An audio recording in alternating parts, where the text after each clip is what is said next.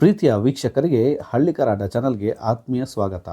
ವೀಕ್ಷಕರೇ, ಈ ದಿನ ನಾವು ಹೊತ್ತು ತಂದಿರುವಂತಹ ಸುದ್ದಿ ಏನಪ್ಪ ಅಂದರೆ, ಭಾರತದ ಗೋತಳಿಗಳಲ್ಲಿ ಒಂದಾದಂಥ ಅಮೃತ್ ಮಹಲ್ ತಳಿಯ ಕುರಿತಾಗಿ ವಿಶೇಷತೆಗಳೇನು ಎಂಬುದನ್ನು ನಾವು ಈ ಒಂದು ಎಪಿಸೋಡ್ನಲ್ಲಿ ತಿಳಿಯುವುದಾದರೆ, ಕರ್ನಾಟಕದ ಹಾಸನ, ಚಿಕ್ಕಮಗಳೂರು ಮತ್ತು ಚಿತ್ರದುರ್ಗ ಜಿಲ್ಲೆಗಳಲ್ಲಿ ವಿಶೇಷವಾಗಿ ಈ ಒಂದು ತಳಿಗಳನ್ನು ನಾವು ಹೆಚ್ಚಾಗಿ ಕಾಣಬಹುದಾಗಿರುತ್ತದೆ. ಹಾಗೆ ಮೈಸೂರು ಮಹಾರಾಜರ ಕಾಲಘಟ್ಟದಲ್ಲಿ ಈ ಒಂದು ತಳಿಗಳನ್ನು ಅಭಿವೃದ್ಧಿಗೊಳಿಸಲಾಗಿರುತ್ತದೆ.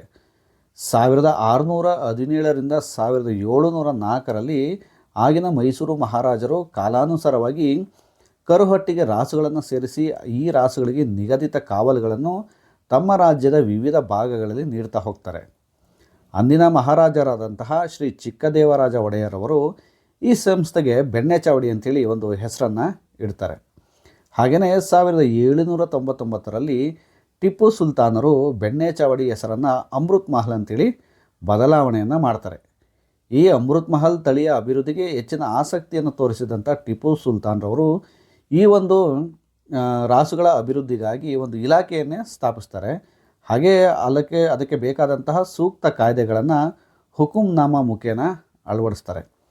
ಹಾಗೆ 1799ರಿಂದ 1881ರ ಸಂದರ್ಭದಲ್ಲಿ ಟಿಪ್ಪು ಸುಲ್ತಾನ್ ಅವರ ಅವನತಿಯ ನಂತರ ಅಮೃತ್ ಮಹಲ್ ಇಲಾಖೆಯ ಉಸ್ತುವಾರಿಯನ್ನು ಬ್ರಿಟಿಷರು ತೆಗೆದುಕೊಂಡು ಹೋಗ್ತಾರೆ.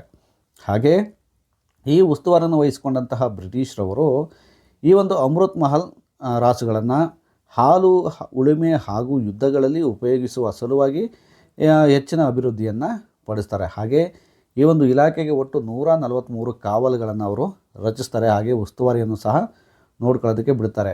ಹಾಗೆ ಈ ಉಸ್ತುವಾರಿಯನ್ನು ಅಂದಿನ ಸರ್ಕಾರದ ಬ್ರಿಟಿಷ್ ಸರ್ಕಾರದ ಮಿಲಿಟರಿ ಸಹಾಯಕರಿಗೆ ನೀಡಲಾಗ್ತದೆ.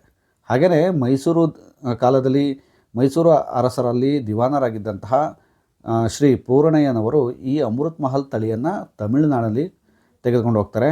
ಹಾಗೆ ಈ ಒಂದು ತಳಿಯನ್ನು ತಮಿಳುನಾಡಿನಲ್ಲೂ ಸಹ ಅಭಿವೃದ್ಧಿನ ಪಡಿಸ್ತಾರೆ. ಹಾಗೆಯೇ ಇಂದಿಗೂ ಸಹ ತಮಿಳುನಾಡಿನ ಕೆಲವು ಭಾಗಗಳಲ್ಲಿ ನಾವು ನೋಡೋದಾದರೆ ಅಮೃತ್ ಮಹಲ್ ತಳಿಯ ದನದ ಹೆಸರುಗಳನ್ನು ಇಂದು ಸಹ ಪೂರ್ಣಯ್ಯನ ದನಗಳೆಂದೇ ಕರೀತಾ ಇರ್ತಾರೆ.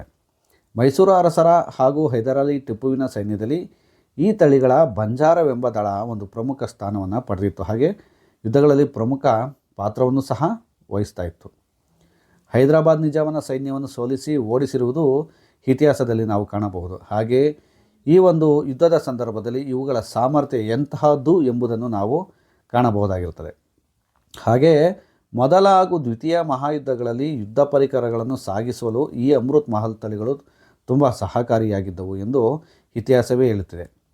ಅಮೃತ್ ಮಹಲ್ ತಳಿಗಳು ಸಾಕಿದ ಒಡೆಯನಿಗೆ ಅತ್ಯಂತ ನಿಷ್ಠೆಯನ್ನು ತೋರಿಸುವಂತಹ ರಾಸುಗಳಾಗಿವೆ. ಹಾಗೆಯೇ ಇವುಗಳು ಹಲವಾರು ಗಂಟೆಗಳ ಕಾಲ ಆಹಾರ, ನೀರು ಸೇವಿಸದೆ ಸಾಮಾನುಗಳನ್ನು ಸಾಗಿಸುವಂತಹ ಸಾಮರ್ಥ್ಯವನ್ನು ಹೊಂದಿದೆ. ಹಾಗಾಗಿಯೇ ಭಾರತದಲ್ಲಿ ಇವುಗಳಿಗೆ ಹೆಚ್ಚಿನ ಆದ್ಯತೆಯನ್ನು ನೀಡಲಾಗಿರುತ್ತದೆ. ಹಾಗೆ ಹಾಸನ, ದಕ್ಷಿಣ ಕನ್ನಡ, ಕೆಲವು ಭಾಗಗಳಲ್ಲಿ ಚಿಕ್ಕಮಗಳೂರು, ಹಳೆ ಮೈಸೂರು, ಹಾಗೆ ಮಂಡ್ಯ ಮೊದಲಾದ ಕಡೆ ಈ ಒಂದು ತಳಿಗಳ ಸಂವರ್ಧನೆಗಾಗಿ ಅಮೃತ್ ಮಹಲ್ ಕಾವಲ್ ಅನ್ನುವಂತಹ ಭೂಮಿ ಬಿಟ್ಟಂತಹ ಉದಾಹರಣೆಗಳನ್ನು ನಾವು ಕಾಣ್ಬೋದಾಗಿರ್ತದೆ. ಹೀಗೆ ಅತ್ಯಂತ ವಿಶಿಷ್ಟವಾದ ತಳಿ ಅಂತಲೇ ಹೇಳ್ಬೋದು ವೀಕ್ಷಕರೇ.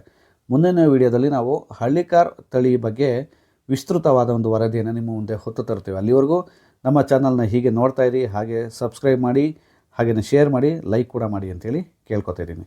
ಧನ್ಯವಾದಗಳು.